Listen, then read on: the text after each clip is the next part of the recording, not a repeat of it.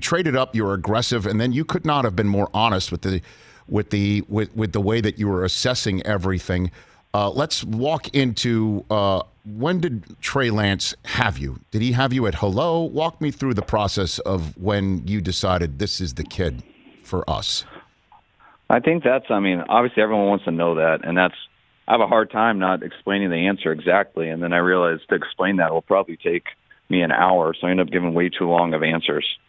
Someday maybe I'll write a book on it, but it's not just a simple, the first time you see him, it's a slam dunk yes, and that's what I was trying to explain, that when I looked at him in January, the first time I finished with the tape, I was just, I'd gone through about 4 games, and I collected a bunch of stuff and sent it over to John that night. And I was just so excited and intrigued by the stuff that you could do with him. And he looked the part in so many ways as a quarterback, and then looking into the running element. So I was kind of just enamored with all that stuff from the get-go. And then when you move out to the spot we do, you got such a long process to do it the right way.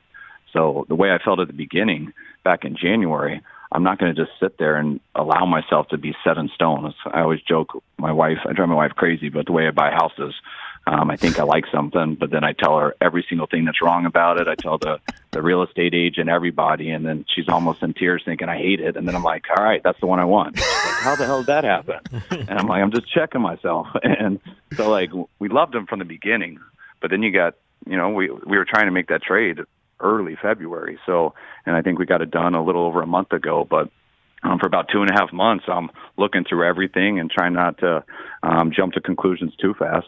But interviewing every coach, interviewing every scout, having guys come in. I don't want people in our office to know which way I'm leaning, because you can go so many different directions, and they're all such good candidates. But just to play out the process the way we did, to where I got to know the kid after watching the tape.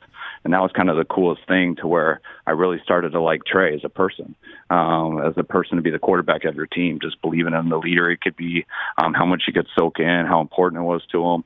And I think the best thing for me was if I would have done the process the opposite way. That's what I was trying to tell Peter this weekend. But if I would have done the kid first, I probably would have fell in love with the guy. And then I would have bbeen like, man, do I hope this tape matches that. And it would have. And that's kind of when it's the guy. I did the tape first, which I felt so good about. But, he hadn't played a 2020 season. That's kind of scary. He's at a smaller school. Doesn't have a lot of throws on tape. He's got 300 and something, but that's a lot less than everyone else. So you think of all those reasons that could make you nervous. But the kid made me believe. And you go back to how you felt with what he has put on tape, and then you go with what you believe in the person. And I guess with the accumulation of those two things, by the end, it was a very easy decision. So to put your analogy a little further, Kyle Shanahan, about you, driving your wife crazy about buying a house, I guess trading up, to 3 overall, giving up all those assets is officially putting your house for sale. And then when did you enter escrow with Trey Lance? What were you really grinding tape after that trade up to 3? Yeah, it really doesn't stop. And that's where, it goes to all positions. I've had a receiver, a D lineman, whatever it is, that I'm in love with one night. And then I go watch them a week later, and I can't figure out what I liked so much. Or sometimes it's the opposite. You got to keep cross-checking yourself. Sometimes you'll watch a guy who's not that good, and you'll turn on a guy next, and he's so much better. Sometimes your notes and stuff will inflate that guy a little bit. So you just got to keep going back and forth in that. But the thing that made us so confident is, we got vacation through January. Unfortunately, it means you weren't in the playoffs. So I just went down to a little beach house where I got all my film, and I just watched quarterbacks for a month. And to feel the way that I did, especially about Mac and then about Trey and where we were at, and especially with what happened with Stafford and Deshaun, we knew early, hey, we got to be aggressive to make sure we get one. Where is that spot?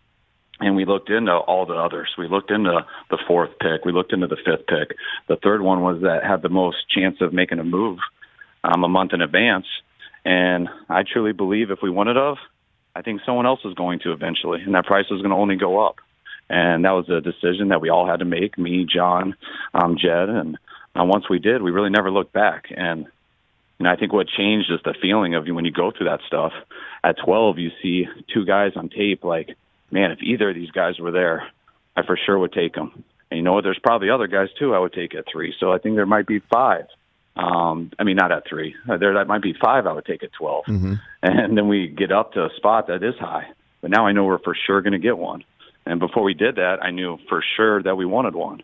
And so then when we got there, you're allowed to go through the whole process of falling in love with the kids, really getting to know them, and not having to tip your hand off to anyone. Because something I don't like to do is I don't like to call a lot of players and stuff, because usually when I do, they'll tell their agent or they'll tell someone, or and then it gets back to people, and people traded right in front of you when you're one pick away and you lose people. It's happened to me a number of times, and I've seen that happen in my life a bunch, and that's always your biggest fear. So I'm not going to tell anybody anything. And once we got to 3, though, it didn't matter. I could call these guys. They could tell whoever they wanted I talked to them. and that's what allowed me to feel so good about it.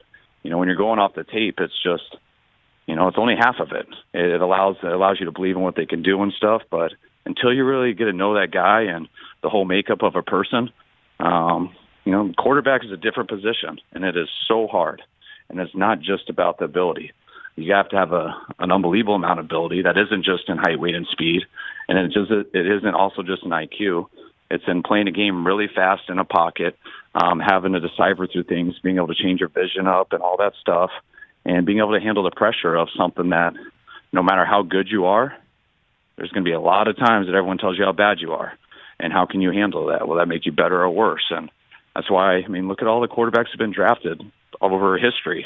I mean, it's a crapshoot. No one totally knows. Everyone's got some pretty good ideas, but it's not. You can't just go off the tape. You got to take the whole accumulation of everything, and that's not just an easy answer or a quick thing to do. Hey, you watched all the way to the end. Thanks for that. Watch more right here.